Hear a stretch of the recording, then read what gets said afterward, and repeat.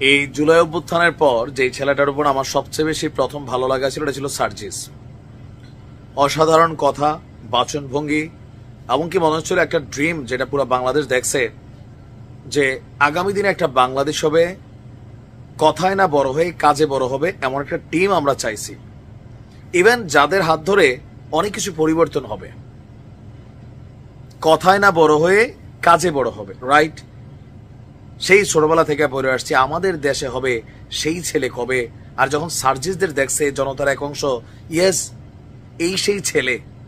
কিন্তু যত দিন যাচ্ছে এখানে মনে হচ্ছে এই ছেলে কি সেই ছেলে, নাকি ঋতুর সাথে রং পরিবর্তিত হয়।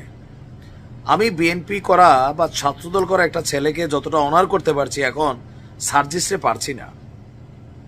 স্রোতের সাথে আওয়ামী লীগের সাথে আওয়ামী লীগ, বঙ্গবন্ধুর জন্য মুখ দিয়া ফেনা, আবার স্রোতের বিপরীতে আইসা পুরা গোষ্ঠী উদ্ধার করা, শেখ হাসিনার ফাঁসি নিশ্চিত করা, নির্বাচন হবে না, কেউ যদি মুখে আনে আনা যাবে না, এরকম নানান বক্তব্য, দায়ের চেয়ে আসার বড় টাইপের।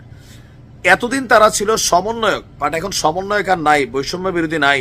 তারা এখন কারা? একজন রাজনৈতিক দল, দেশে আরো এরকম 54টা রাজনৈতিক দল আছে, তারা একটা দল, তারা কথা বলবে, আমরা সমালোচনা করব, এটাই স্বাভাবিক যদি চান্স ক্রিয়েট হয়। আমাদের কাজই এটা, ক্ষমতাকে প্রশ্ন করা।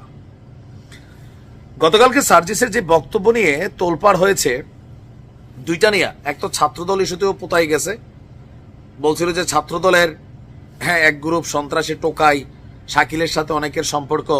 পরে আবার বলতেছে আমি ছাত্র দলকে বুঝাই নাই, ওই একটা অংশ মানে দুই একজনকে। বাবা তুমি একজন বললো, আবারও বুঝাই। সিলেটে জনৈক বদরুল ছিল, সে খাদিজাকে ভালোবাসতো, কিন্তু খাদিজা তাকে মন দেয় নাই।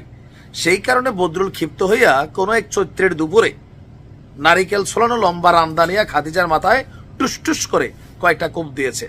তারপর পরের দিন এই জাতি বদরুল লীগের সাথে পরিচয় হইয়াছে। অপরাধ কি লীগ করিয়াছে না বদরুল? বদরুল নাম তো হয়েছে বদরুল লীগ।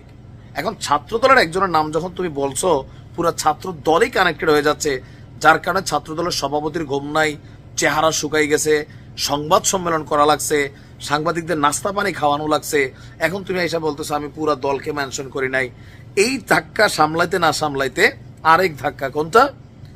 বিএনপি ওনারা ধরছে যে বাবা তুমি কথা কম বলো। সার্জিসটা কিন্তু সবাই এখন আক্রমণাত্মক ভঙ্গিতে ধরছে। কেন? থাকে না যে আসলে আপনার মুখ দিয়ে আপনি কতটুকু বলবেন এটা বুঝতে হবে। ইচড়ে পাকা টাইপের হয়ে গেছে বিষয়টা, এখন ইচড়ে পাকা। তো বিএনপির তোপের মুখে যে আপনার সার্জিসের বক্তব্যটা ছিল যে শেখ হাসিনাকে দেশে এনে ফাঁসির মঞ্চে না নেওয়া পর্যন্ত কেউ যেন নির্বাচনের কথা না বলে। আরে ভাই, তোমরা সেকেন্ড রিপাবলিকের স্বপ্ন দেখছো, নতুন স্বাধীন দেশ বলছো, কে কি বলবে তুমি সার্জিস ঠিক করে দিবা? তাহলে তো তুমি ওই যে পুরোনো ছাত্রলীগ করছো তোমার ভিতরে রয়ে গেছে, বাইরেছে না তো। এটাই তো ফেসিজমের আওয়াজ। আমি কি বলবো সেটা আমি জানি, আমার বাক স্বাধীনতা আছে। আমি কোনো ভুল বললে সেটা আইন দেখবে, ডিজিটাল নিরাপত্তা আইন না। আমি কি বলবো সেটা তুমি ঠিক করে দিবা, তুমি আমার ট্যাগ দিবা, আমরা এইটা আমরা সেইটা। মানে তোমার এই লাইসেন্স কে দিছে? হু আর ইউ? এখন এরকম পাকনা পাকনা কথা বইলা বিপদে পড়ে গেছে সার্জিস ভাই। আমি নিজে সার্জিসের খুব ভক্ত ছিলাম, এখনো চ্যানেলে ভিডিও আছে, 9 আগস্ট দেখে আসেন, একটা স্পিড দেখছিলাম, বাট সামাও রাইট নাও এগুলা দেখছি যে উল্টা ঘুরছে। আচ্ছা, তো এখন এই যে বক্তব্য দিয়া ঠেলা সে সামলাইতে না পাইরা, এখন সে বলছে যে এই বক্তব্যের সঙ্গে নাকি সরাসরি নির্বাচন পিছিয়ে যাওয়ার যে সম্পর্ক দেখানো হচ্ছে সেটা কখনো সেভাবে সম্পর্কিত। তো কোনটা কোনটা? বিএনপি মনে করছে যে শেখ হাসিনার ফাঁসি কালকে যদি গ্রেপ্তার হয় 15 বছর লাগবে। তো এই 15 বছর নির্বাচন না হলে ক্ষমতায় কে থাকবে? ইউনূস কাকা আর তোমরা ভোট ছাড়া। এখন তো চিন্তা করছে, কথা নালাই কইছি কি, ওই সাদিক আব্দুল্লাহ না জানি কি নাম ছেলেটার, সে একটা কথা বলছিল যে এদের অতিরিক্ত কথা বলা বন্ধ করতে হবে।